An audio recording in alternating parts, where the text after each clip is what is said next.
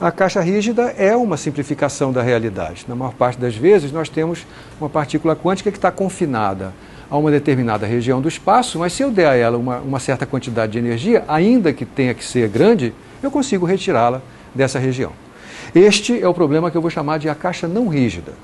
A gente primeiro constrói o modelo, e construir o modelo significa escolher a função energia potencial, U de x. Essa função energia potencial é o elemento fundamental para que a gente possa escrever a equação de movimento da mecânica quântica. E aí tem um certo abuso de linguagem ao falar em equação de movimento, porque na verdade a equação que nós estamos tratando aqui é a equação de Schrödinger, independente do tempo, que fornece os estados estacionários de um sistema quântico qualquer, onde m é a massa da partícula quântica em questão, h cortado a gente já conhece, h sobre 2π, o de x é a função energia potencial que foi construída pelo nosso modelo, é uma constante a ser determinada.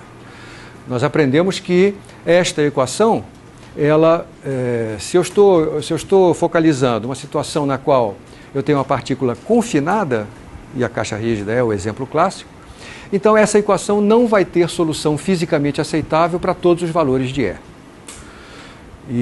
Então a gente vai descobrir, ao tentar resolver essa equação e ao impor as soluções possíveis dessa equação, um conjunto de condições, chamadas de condições de contorno e condições de aceitabilidade física, a gente vai ver que nesses problemas de partícula confinada, a gente só vai ter funções de onda que tenham significado físico para alguns valores de E.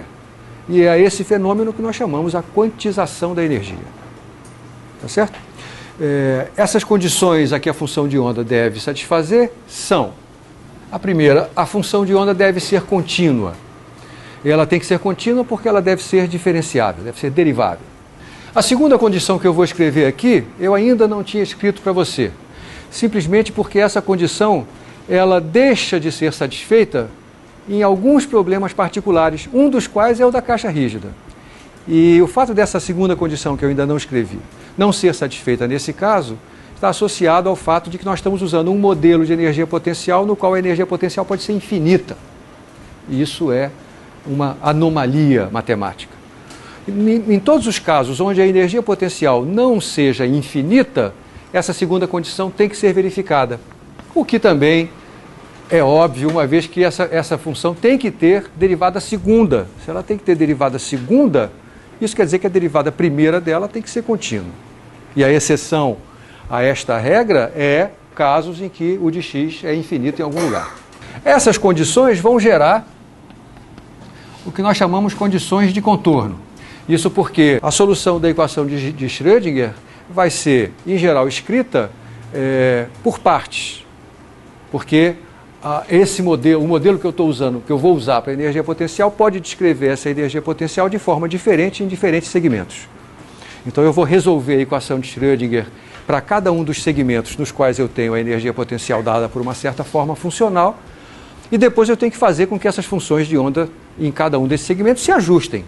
Foi isso que a gente fez no caso do poço quadrado infinito. Quando o x está entre 0 e a função U de x é 0. Então a equação de Schrödinger não tem esse termo. Ela se escreve psi duas linhas igual a menos 2me sobre h cortado ao quadrado. E aí nós resolvemos esse problema supondo que a energia era positiva.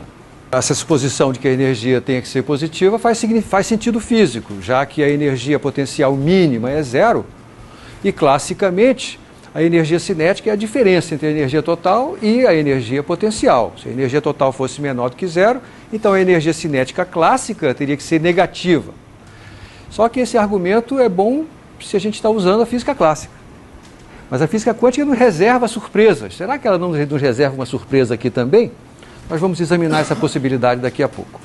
Então, supondo que a energia é positiva, nós podemos definir um número k, cujo quadrado é esse valor aqui. Claro que isso aqui só pode ser definido dessa forma porque é positivo. Senão, não existiria um número real cujo quadrado desse 2me sobre h cortado ao quadrado. Então a gente obteve essa forma geral. Agora a gente impõe as condições de contorno. Quando eu faço x igual a zero, então, o seno de kx é identicamente nulo, o cosseno de kx, cosseno de zero é 1, aqui fica apenas o termo b, e a gente conclui que a constante b tem que ser nula. Não sobra apenas o termo em cosseno. Quando a gente impõe a segunda condição de contorno, a seno de Ka tem que ser zero, a grande não pode ser zero, porque se a grande fosse zero, a função de onda seria identicamente nula, o que significaria dizer que não há partícula quântica alguma. Não há problema a ser resolvido. Então a grande não pode ser zero, logo o seno tem que ser zero. E para que o seno seja zero, o argumento tem que ser um múltiplo de π. E aí a gente obtém os valores possíveis para essa constante K. K tem que ser um múltiplo inteiro de π sobre A. E aí a gente obtém imediatamente a quantização, porque a energia é proporcional a K². Aqui estão, portanto, os valores possíveis daquela constante E a qual eu me referia no início da exposição. Só esses valores de E são admissíveis, porque só para esses valores de E a equação de Schrödinger tem solução fisicamente aceitável. Esse segundo termo a gente pode escrever de outra maneira, se eu me lembrar que H cortado é H sobre 2π. Ao quadrado vai ter um π2 no denominador que mata esse π2. Aqui estão as energias, outra vez, expressas agora em termos de H e não de H cortado. O passo seguinte foi a normalização da função de onda. Eu não vou repetir esse passo aqui. A gente impôs que a integral do módulo quadrado da função de onda A seno de Kx para esses valores de K, que a integral do módulo quadrado dessa função de onda desse 1, quando integrado em todo o espaço, e isso fez com que a gente obtivesse os valores de A, o valor de A. E a gente finalmente conseguiu escrever a função de onda, e aqui está o nosso primeiro problema de mecânica quântica completamente resolvido. Vamos hoje exercitar um pouco o que é que essas soluções nos dizem a respeito do mundo real, do mundo físico. Antes disso, no entanto, deixa eu explorar a possibilidade que eu mencionei agora há pouco. Será que não é possível a gente encontrar soluções com energia negativa? Vamos ver. O que acontece se a energia, se E for um número negativo? Bom, se E for um número negativo, eu não posso definir K ao quadrado desse jeito. Eu tenho que definir um K ao quadrado com o sinal de menos na frente para que menos 2mE sobre H cortado ao quadrado seja positivo. E é exatamente esse termo que aparece do lado direito da equação de Schrödinger, portanto ela fica assim. E quais são as soluções dessa equação diferencial? Qual é a função, ou quais são as funções, cuja derivada segunda é proporcional à própria função? A exponencial. As exponenciais E elevado a kx e E elevado a menos kx são funções cuja derivada segunda são proporcionais à própria função, e essa proporcionalidade se exprime por um número positivo. E elevado a menos kx toma a derivada primeira, da menos k é a menos kx, deriva outra vez, desce outro fator menos k, que junto com o menos k que já estava lá dá um k ao quadrado.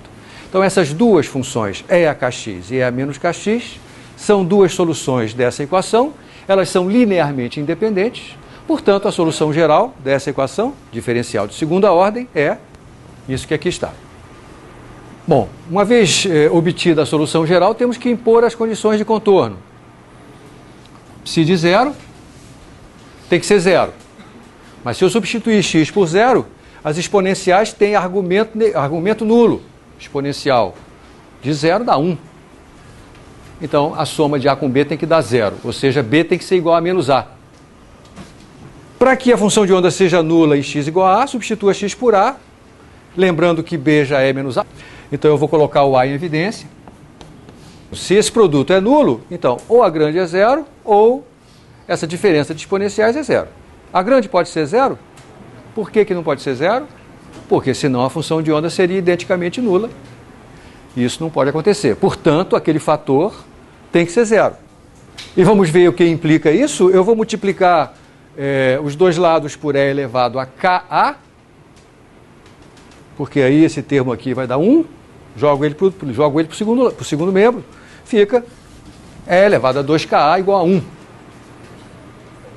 Mas se a exponencial de alguma coisa dá 1, o que tem que ser essa alguma coisa? Claro que eu estou falando de alguma coisa real, né? Isso aqui tem que ser zero. 2Ka tem que ser zero. Mas A não pode ser zero. A é a largura do poço. Logo, K é zero. Mas se K é zero, então substitua aqui o K por zero. Isso aqui dá uma constante. Tá certo? Mas essa constante tem que ser zero, porque B tem que ser igual a menos A. Todo mundo vê isso? Então, essa condição implica em que K tenha que ser nulo, e isso não é fisicamente aceitável. Uma solução de energia negativa significaria que eu tenho uma situação na qual classicamente a energia cinética seria negativa em todo o espaço, o que não tem muito significado, e felizmente a mecânica quântica concorda com a gente.